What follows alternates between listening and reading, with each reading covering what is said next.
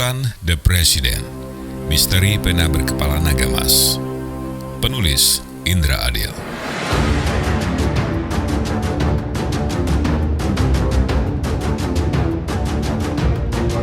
Bab 33.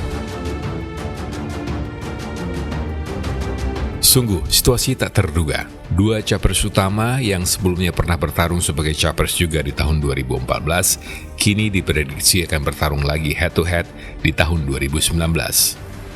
Tiba-tiba, muncul capres kesiangan yang mendadak mendaftar di hari terakhir pendaftaran capres-cawapres.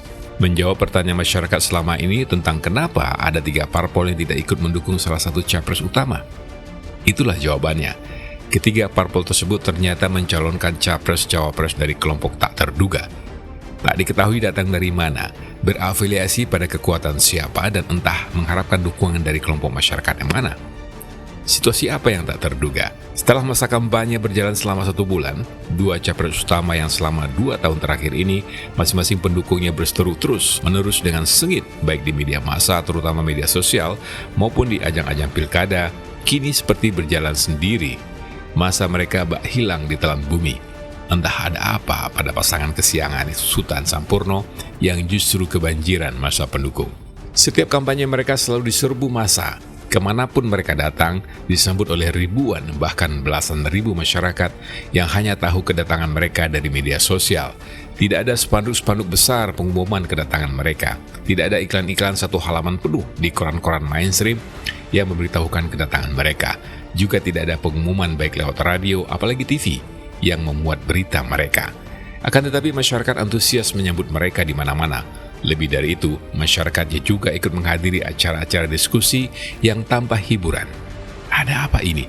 Kalau dikatakan mesin kampanye ketiga partai pendukung mereka bekerja dengan baik, tak ada indikasi yang memperlihatkan hal itu.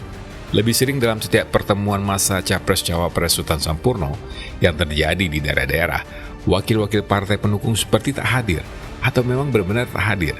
Yang hadir, ya hanya capres-cawapres Sultan dan Joko beserta timnya yang hanya beberapa orang, kira-kira 9 orang. Tetapi ini pun karena kecilnya rombongan tim sukses Sultan Sampurno, mereka seakan tak pernah ada, kalah jumlah dengan pendukungnya yang ternyata dikoordinir oleh diri mereka sendiri. Yang terjadi saat ini adalah pendukung Sultan Sampurno di daerah-daerah membentuk organisasi-organisasi kampanye dengan swadaya, membuat rencana sendiri, membiayai sendiri, dan mengirim pemberitahuan ke tim sukses pusat Sultan Sampurno.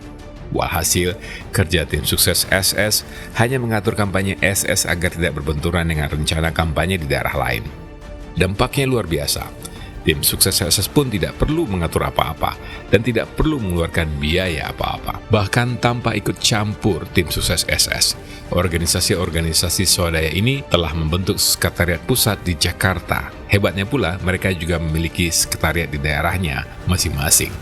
Wow, keren.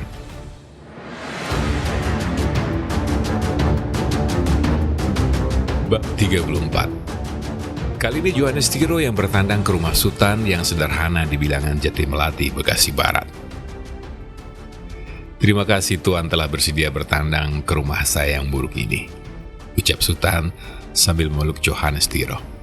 Johannes Tiro balas memeluk erat Sultan sambil menepuk punggung Sultan. Lalu mereka meregangkan pelukan masing-masing tetapi masih saling menggenggam tangan. Wah, jangan begitu Tuan. Sekali Tuan mengunjungi pondok saya, kewajiban saya kinilah mengunjungi Tuan di rumah Tuan. Oh, maksud saya sebagai yang muda sudah sepantasnya datang kepada yang lebih tua. Itulah akhlak dalam agama kami. Ya, saya tahu itu. Tapi kan bukan berarti yang tua tidak boleh datang ke tempat yang lebih muda. Sultan melepaskan genggaman tangannya dan tertawa lepas. Tawa mereka berdua melepas kesunyian malam. Anda, panggil Sultan. Ya ayah, suara Sultan dari dalam. Tolong ambilkan, Tuan mau minum apa? Teh manis saja. Teh manis 2 gelas sayang. Baik ya. Sultan lalu mempersilakan duduk tamunya. Mereka duduk berhadap-hadapan. Tepat dugaan saya Tuan Sultan, uang yang kami siapkan 10 triliun bahkan tampaknya tidak akan terpakai sampai 5 triliun. Kini kita memiliki organisasi tanpa ada kita di dalamnya. Mereka berjalan sendiri, membiayai diri sendiri, dan kampanye sendiri. Sungguh keberuntungan yang di luar dugaan kami.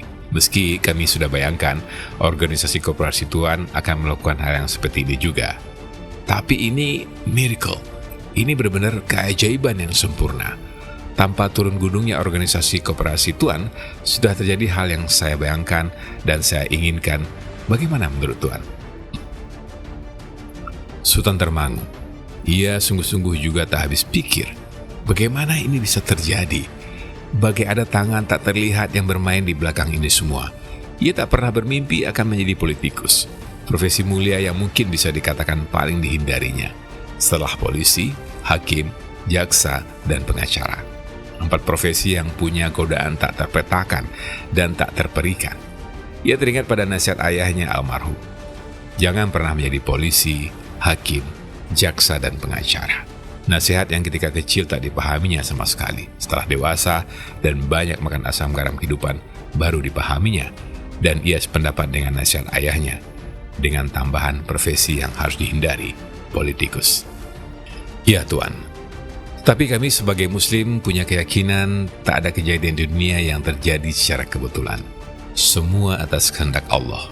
Meskipun itu bukan berarti semua ini sebagai persetujuan Tuhan Allah akan kebenaran perjuangan kita, apalagi akan keberhasilan kita. Tapi apapun itu, sudah selayaknya kita bersyukur bahwa setidaknya sampai saat ini, skenario Tuhan Allah tampaknya sejalan dengan maksud kita. Johannes Tiro tertegun. Ia teringat pada nasihat Cheng Ho pada kakek moyangnya, Tio Bun Cheng, yang diceritakan secara turun-temurun kepada anak-anak mereka masing-masing ketika kakek moyang yang itu dalam pelarian di pelayaran ekspedisi Bahari 1. Bunuh diri adalah dosa besar bagi kami Muslim, dengan alasan apapun.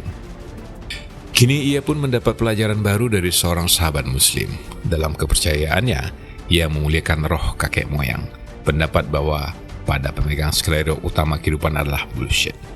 Dunia ini sudah ada menjelma entah kapan. Kitalah yang mengisinya, entah sampai kapan pula. Kita meninggal hanya untuk kemudian berinkarnasi kembali entah dalam bentuk apa kelak. Bisa saja kita pada masa yang tidak kita ketahui menjadi manusia kembali. Begitulah keyakinan umat Buddha. Ia menerima saja kebenaran Islam yang Sultan ungkapkan barusan dan mengangguk-angguk dalam kesepakatan adanya perbedaan. Keduanya hening sejenak. Sekarang saya ingin melapor kepada Tuhan. Kami sudah mulai kurangi fokus kepada kampanye. Kini kami akan lebih fokus pada pembinaan Badan Pengawas Pemilu atau Bawaslu dan tim pemantau pemilu agar pemilu dan pilpres yang berjalan kebebarengan ini yang rawan sekali kecurangan bisa dipantau dan diawasi dengan cukup efektif.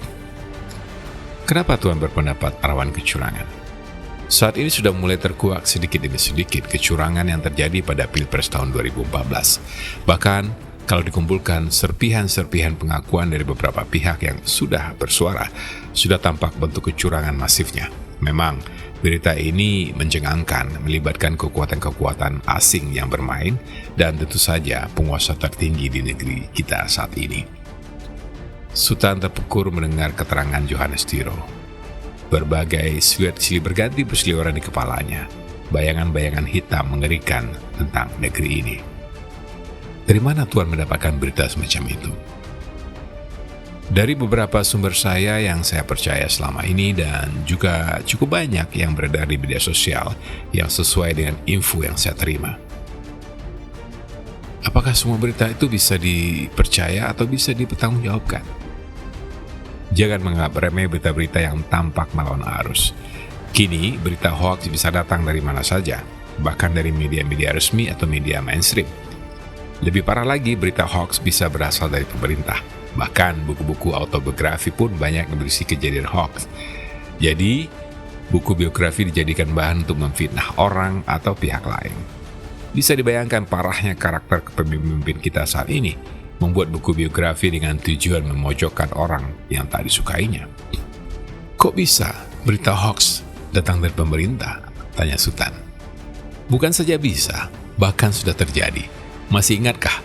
Menjelang pilkada kemarin, diketemukan setumpuk KTP terikat jadi satu di tengah jalan raya di Bogor. Media memberitakannya, baik media mainstream maupun media sosial. Masyarakat gempar, maklum kondisi sedang menghadapi pilkada serentak di seluruh Indonesia, termasuk kota media Bogor dan Jawa Barat. Tentu saja pemerintah terkejut, tapi buru-buru Depdagri memberikan keterangan pers bahwa itu adalah bagian dari KTP kadaluarsa yang terjatuh dari mobil ketika menuju tempat pemusnahan. Pers dan masyarakat menerima penjelasan tersebut, meski tetap penuh pertanyaan. Rupanya polisi melacak terus sumber dari KTP kadaluarsa itu dan menemukan lagi bertumpuk-tumpuk KTP dalam satu gudang. Diduga jutaan KTP masih di Bogor juga. Penemuan ini bahkan difoto dan divideokan tersebar ke berbagai media baik mainstream maupun media sosial. Johannes berhenti sejenak, kemudian meneruskan. Gemparlah Indonesia. Masyarakat bertanya-tanya. Kini Mendagri tak berani lagi muncul menjawab penemuan yang jauh lebih besar dari penemuan setumpuk KTP di Jalan Raya kemarin. Maka dibuatlah acara tanya jawab dengan salah satu pejabat Kementerian Dalam Negeri di media TV.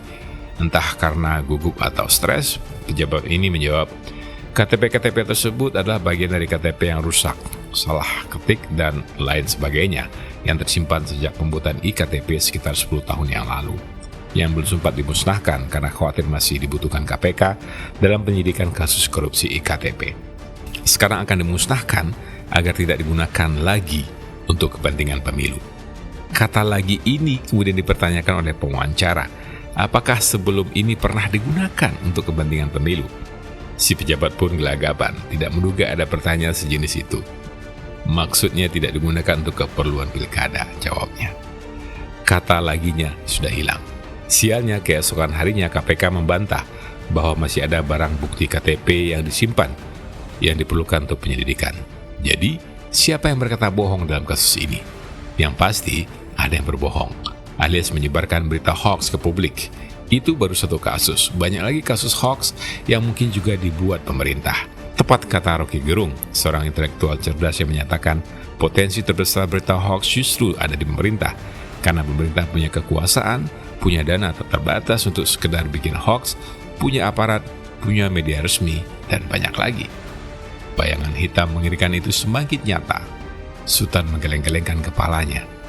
Astagfirullah, gumamnya.